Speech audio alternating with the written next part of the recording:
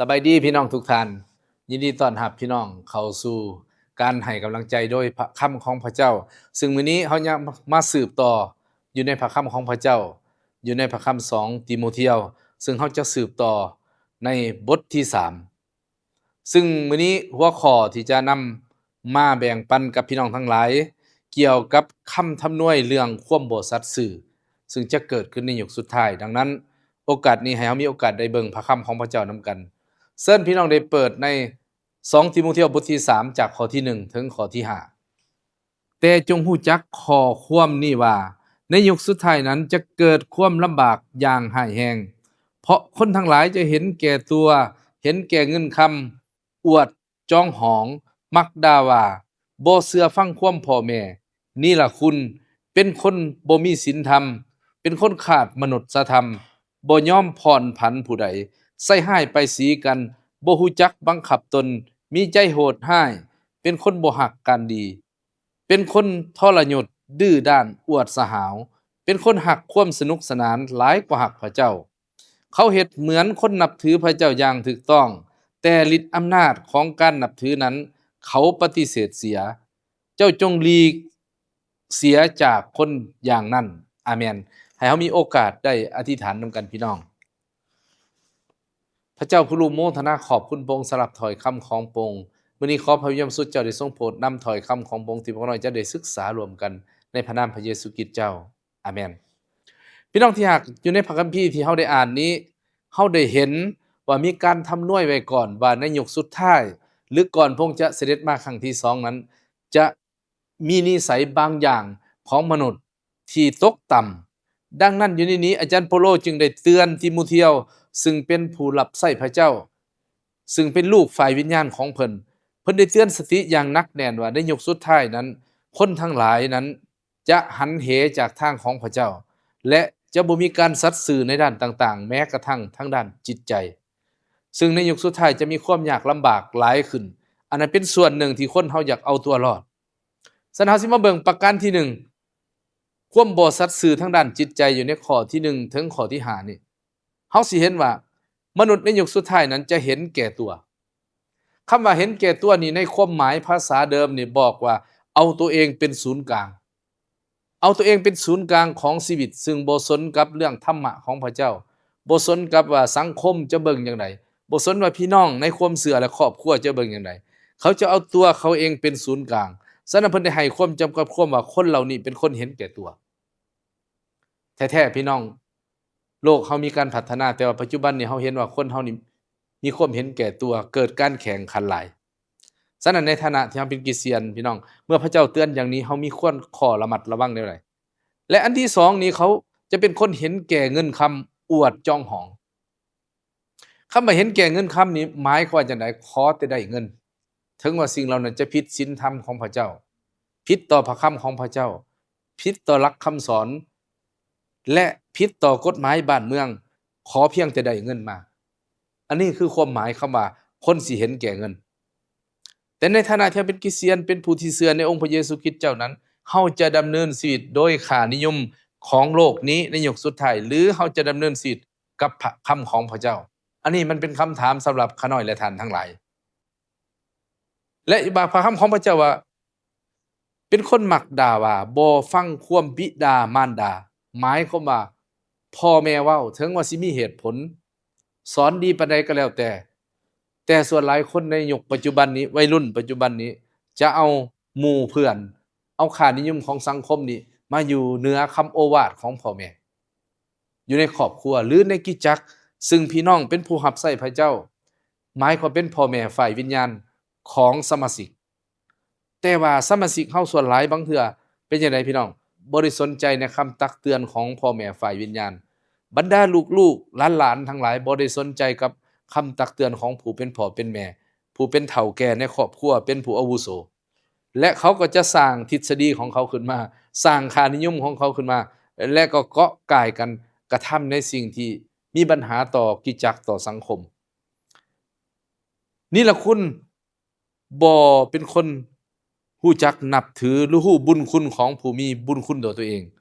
บ่มีศีลธรรมฉะนั้นอันนี้คือสิ่งที่เขาเจ้าบ่ได้สัตย์ซื่อต่อใจของตัวเอง ต่อพระคำของพระเจ้าบางครั้งปากเว้าแนวหนึ่งใจคิดแนวหนึ่งเฮ็ดแนวหนึ่งเว้าแนวหนึ่งเฮ็ดแนวหนึ่งฉะนั้นพี่น้องเฮาสิเห็นว่าปัจจุบันนี้คนในยุคสุดท้ายนี่จะเกิดสิ่งเหล่านี้เกิดขึ้นในฐานะที่เป็นคริสเตียนเฮาจะมีท่าทีแนวใดแล้วเฮาจะสามารถยืนหยัดในความจริงแห่งพระคำของพระเจ้าแนวใดเป็นคนขาดมนุษยธรรมบ่ให้อภัยกันพี่น้องฉะนั้นเฮาสิเห็นว่าคนเฮานี่บ่ฮักความถูกต้องความยุติธรรม และก็เมื่อมีข้อผิดพลาดเกิดขึ้นในครอบครัวในกิจจักรในสังคมนี่คนเฮามักจดจำความผิดเอาเปรียบเอารัดแล้วก็แก้แค้นกันเมื่อใดที่มีโอกาสซึ่งพระคำของพระเจ้าให้เฮาเป็นคนให้อภัยพี่น้องแม้กระทั่งศัตรูผมก็บ่อยากให้เฮาเฮ็ดแนวนั้นและอีกอันหนึ่งสังคมปัจจุบันนี้มีการใส่ร้ายป้ายสีกันบ่รู้จักบังคับตนอันนี้เป็นเรื่องจริงพี่น้องที่เกิดขึ้น เพราะว่าคนปัจจุบันในสังคมโลกที่มีการพัฒนาทางด้าน Social Media สื่อต่างๆทั้ง Facebook ทั้ง LINE ทั้งยูทูบบางครั้ง Instagram ก็โพสต์ข้อความเพื่อใส่ร้ายป้ายสีคนอื่นเพื่อสร้างให้ตัวเองนี่ได้เปรียบมีสนะมีศักดิ์ศรีเหนือคนอื่นซึ่งแท้ๆบางครั้งพระเจ้าก็บ่ได้ต้องการอยากให้เฮากระทำสิ่งเหล่านั้นเพราะว่าหยังเพราะว่าบางทีมันบ่แม่นมูลความจริงมันขัดต่อพระคำของพระเจ้า ฉะนั้นเป็นคนที่โหดร้ายบ่ฮักการดีพระคำของพระเจ้าดื้อด้านอวดสะหาวฮักความสนุกสนานหลายกว่าพระเจ้าพี่น้องที่รักทั้งหลายปัจจุบันนี้เฮาสิเห็นว่าคนนี่ฮักความสนุกสนานหลายกว่าฮักพระเจ้าแม้กระทั่งในท่ามกลางคริสเตียนท่ามกลางผู้รับใช้พระเจ้าฉะนั้นขอพระเจ้าเมตตาข้าน้อยและท่านทั้งหลายขอพระยมพระสุดเจ้าช่วยพวกเราที่เราจะยืนหยัดอยู่ในความจริงแห่งพระคำของพระเจ้าพระเจ้าทำนวยบอกว่ายุคสุดท้ายนั้นจะเกิดสิ่งเหล่านี้แต่ว่าเพื่อหยังให้เฮานี่ หับมือหรือกะเกียมชีวิตที่จะบ่ได้หันเหไปตามค่านิยมของโลกนี้ในยุคสุดท้ายแม้ว่าโลกนี้จะยากลำบากและสับสนแต่ให้ชีวิตคริสเตียนนั้นสงบอยู่ในทางของพระเจ้าและดำเนินชีวิตด้วยการเชื่อฟังพระองค์สำหรับพระคำของพระเจ้าอยู่ใน1ติโมธีบทที่4ข้อที่1ถึงข้อที่3ก็ได้กล่าวถึงสิ่งเหล่านี้เช่นเดียวกันและพระธรรมโรมบทที่1ข้อที่28หาข้อที่32ก็ได้กล่าวถึงและเตือนสติเฮาทั้งหลาย1โครินธ์บทที่6ข้อที่9ถึงข้อที่10ก็ได้กล่าวไว้ว่าชีวิตของคนหันส่วนหลายแล้วจะหันเหไขว่เขไปแต่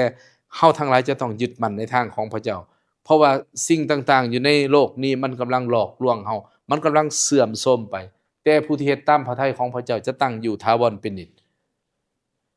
ตีโตบทที่1ข้อที่8ก็ได้กล่าวไว้เช่นเดียวกันพี่น้องฉะนั้นขอให้พระคำของพระเจ้าได้เตือนสติเฮาและขอพระยมพระเจ้าช่วยเฮาทั้งหลายที่จะเชื่อฟังถ้อยคำของพระองค์เพื่อหยังพี่น้องเพื่อชีวิตของเฮานั้นจะเป็นพระพรเป็นเกลือและแสงสว่างเพื่อชีวิตของเฮานั้นจะได้รับบำเหน็จเมื่อเฮาจากโลกนี้ไปอยู่กับพระองค์อันนี้เพิ่นได้ทำนวยไว้อันที่1พี่น้องทั้งด้านจิตใจว่ามันจะต้องเสื่อมมันจะต้องเกิดสิ่งเหล่านี้ขึ้นแต่ในฐานะคริสเตียนของเฮาให้เฮาเมื่อเฮาฮู้เส้นนี้แล้วให้เฮากะเกียมชีวิตและเชื่อฟังถ้อยคำของพระองค์เฮาสิเบิ่งประการที่2พี่น้องได้ทำนวยไว้แนวใดประการที่2นี่คนทั้งหลายจะบ่มีการเพิ่นว่าบ่สัตย์ซื่อในการอยู่ร่วมกันในสังคมซึ่งอยู่ในข้อที่6ถึงข้อที่9ข้อที่6ถึงข้อที่9ได้กล่าวไว้อย่างชัดเจนว่าคนอยู่ในสังคมนี้พระคำของพระเจ้าได้กล่าวไว้โดยผ่านอาจารย์เปาโลบอกเปาโลเน้นถึงลักษณะเฉพาะในเมืองเอเฟโซเนื่องจากว่าจะมีคนนี่มากมายอยู่ในเมืองนี่ในสังคมนี่มีลักษณะที่เอาเปรียบเอารัดกันฉะนั้นสังคมต่างๆนี่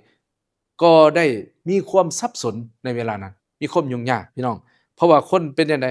บ่ได้สนใจกันคนทั้งหลายชอบแต่สิเอาเปรียบกันและในท่ามกลางนั้นพี่น้องสิ่งหนึ่งที่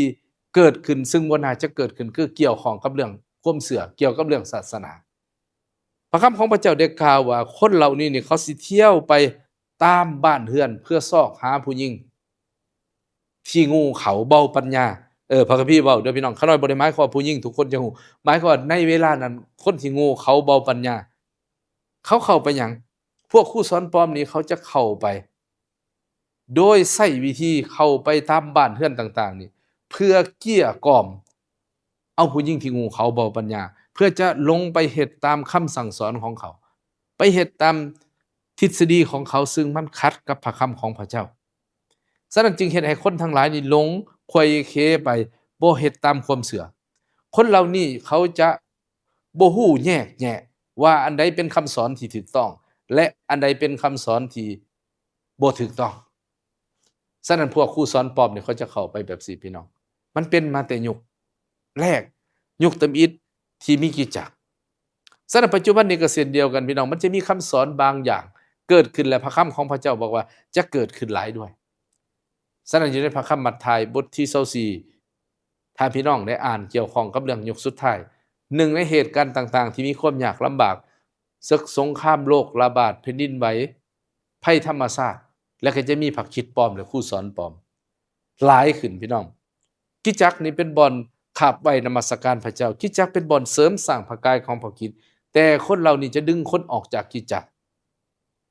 และไปติดตามความเชื่อที่เขาสร้างขึ้นมาโดยบ่มีหลักการจากพระคำของพระเจ้าฉะนั้นพี่น้องคนมีผู้หญิงจำนวนหนึ่งอยู่ในคริสตจักรในเวลานั้นก็จะได้ติดตามคนเหล่านี้ไปคนที่เชื่อ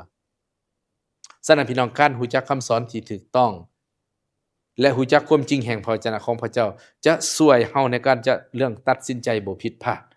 ดังนั้นนี่พี่น้องทั้งหลายเปาโลยังได้อ้างถึงนางเยนีอ้างถึงเยนีและยัมเบที่มีการขัดขวางและมีการต่อสู้โมเสสและก็นางและก็ชื่อเซซินเช่นเดียวกันคนเหล่านี้ก็ได้ขัดขวางต่อสู้พระคำของพระเจ้าต่อสู้ความจริงเหมือนกันเพราะฉะนั้นพี่น้องที่รักในยุคอดีตแม้แต่กระทั่งในสมัยพระคัมภีร์เดิมสมัยโมเสสและยุคคริสตจักรยุคแรกและถึงปัจจุบันนี้มันจะมีบางคนที่มารซาตานใช้เพื่อให้ขัดขวางความจริงแห่งพระวจนะของพระเจ้าเขาใช้พระคำของพระเจ้าโดยบ่ถูกตามหลักการตีความหมายเข้าข้างตัวเองและชักจูงคนอื่นออกจากทางของพระเจ้าพี่น้องทั้งหลายอันนี้เป็นสิ่งที่เราควรระมัดระวังเช่นเดียวกันพวกเขาได้ต่อสู้ความจริงแล้วสร้างคำสอนสำหรับตนเฮ็ดให้ผู้ที่เชื่อหลายคนนี้หลงไหลติดตามคนเหล่านี้เพราะฉะนั้นขอพระเจ้าช่วยเขาหน่อยและท่านทั้งหลายทั้งด้านสังคมและด้านความเชื่อก็มีความบ่สัตย์ซื่อในหัวใจในคำสอนในพระคำของพระเจ้าแม้แต่คำสอนของตัวเองก็ยังหลอกลวงอันนี้มันสร้างปัญหาอันใหญ่หลวงต่อคริสตจักรต่อชุมชนของพระเจ้าพี่น้องต่อสังคมฉะนั้นขอพระเจ้าช่วยเฮาที่จะรู้จักพระคำของพระเจ้าพระคำของพระเจ้าอยู่ในเอเฟโซบทที่4ข้อที่12และ2ติโมธีบทที่2ข้อที่25อุปยคบทที่7ข้อที่11บท9ข้อ11ก็ได้กล่าวไว้เช่นเดียวกันพี่น้องและอยู่ใน1ติโมธีบทที่6ข้อที่5ได้บอกว่ามันจะมีสิ่งเหล่านี้เกิดขึ้นในยุคสุดท้ายและมันก็เกิดขึ้นมาแล้วฉะนั้นนี่คือเรื่องความบ่สัตย์ซื่อในการอยู่ร่วมกันในสังคมในคริสตจักรฉะนั้นขอพระเจ้าช่วยข้าน้อยและท่านทั้งหลายที่จะรู้จักความจริงแห่งพระวจนะของพระเจ้าและเฮาจะเพื่อหยังพี่น้องเพื่อป้องกันว่าเฮาจะบ่เป็นเครื่องมือของคำสอนที่ผิดพลาดซึ่งมีมารซาตานชั่วร้ายอยู่เบื้องหลังเพื่อเฮาจะยึดมั่นในความเชื่อจนมื้อที่เฮาจากโลกนี้ไปหรือมื้อพระเยซูคริสต์เจ้าเสด็จมาพี่น้องทั้งหลายดังนั้นการรู้จักของพระคำของพระเจ้าที่ถูกต้องและเชื่อฟังถ้อยคำของพระองค์เป็นความจำเป็นสำหรับชีวิตคริสเตียนบ่ดังนั้นเฮาจะตกเป็นเครื่องมือของสิ่งชั่วร้ายของมารซาตานให้เฮามีโอกาสได้อธิษฐานนำกันพี่น้องพระเจ้าบิดาผู้ลูกโมทนาขอบคุณพระเจ้าสำหรับถ้อยคำของพระองค์ที่มาถึงข้าน้อยและพี่น้องทั้งหลายขอพระเจ้าได้อวยพรให้ถ้อยคำของพระองค์เกิดผลในชีวิตของข้าน้อยและพี่น้องทุกท่านที่ได้ยินได้ฟังรวมกันผู้ลูกจึงอธิษฐานโมทนาขอบคุณพระองค์ในพระนามพระเยซูคริสต์เจ้าอาเมนพระเจ้าอวยพรพี่น้องทุกท่านพระเจ้าอวยพร